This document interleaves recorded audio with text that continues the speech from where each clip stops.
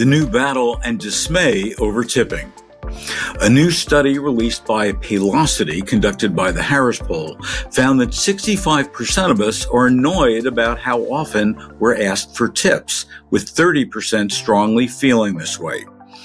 The implication is that frequent requests for tips leads to annoyance for both employees and customers.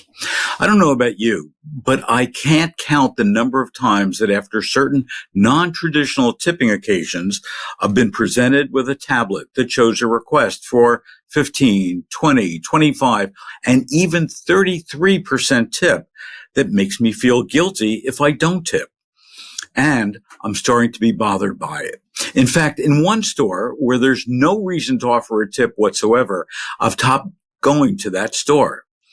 The latest buzzword is tipflation, and leading the anti-tipping trend is one Robert Calver, a TikToker who declared earlier this year that if I order standing up, I'm not tipping, in a video that's been viewed over 3.3 million times, with over 3,700 comments, where the vast majority agree with him.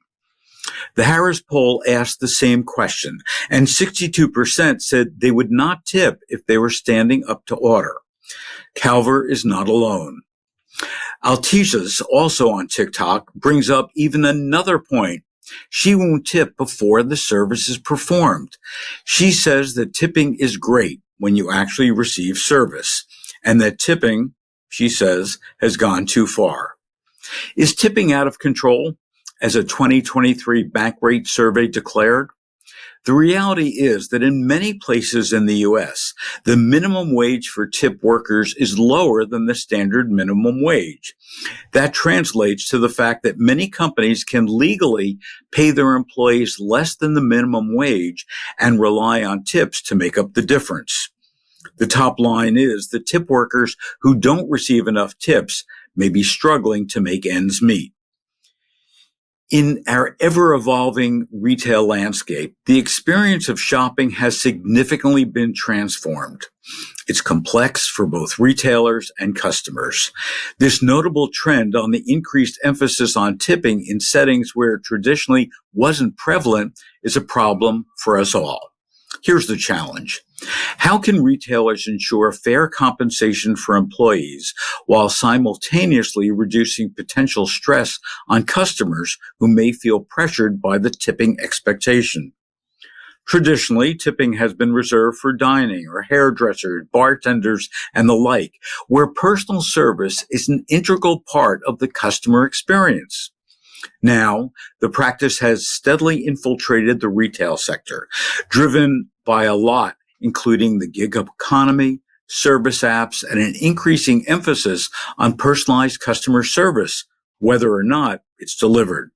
Sure, tips enhance employee income, but they also add psychological and financial pressure on consumers unaccustomed to tipping in retail environments. Retail executives have a critical role in devising strategies that not only secure a stable income for their workforce, but also enhance the overall shopping experience.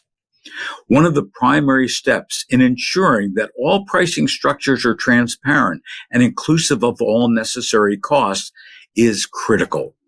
In Europe, for example, most restaurants include a service charge or tip right on the bill, which makes the guest more comfortable knowing that most of the time, 18%, for example, is part of the bill, and they don't have to calculate how much to give, feel embarrassed about not giving enough, or guilty to overtip.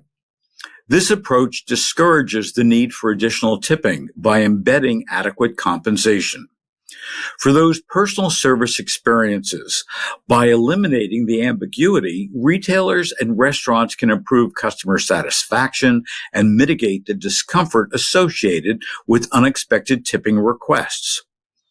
The implementation of a fair wage system is the solution. By guaranteeing competitive fixed wages, employees can depend less on variable income sources like tips. This stability not only enhances employee morale and reduces turnover, but also aligns with a more ethical and sustainable business model advantage to branding. The Harris Playosity poll finds that only 69% of tip workers believe their wages meet their basic financial needs, and that 82% would consider leaving their job. Wow. Can retail exist with this kind of turnover and attitude? Absolutely not. Retailers who currently have their model based on customers tipping employees for everything from gym workouts, coffee, smoothies, and even at sneaker stores should consider eliminating the practice. Or, if financially untenable, introducing a nominal service charge instead of adding insult or stress regarding the matter of tips entirely to the discretion of customers.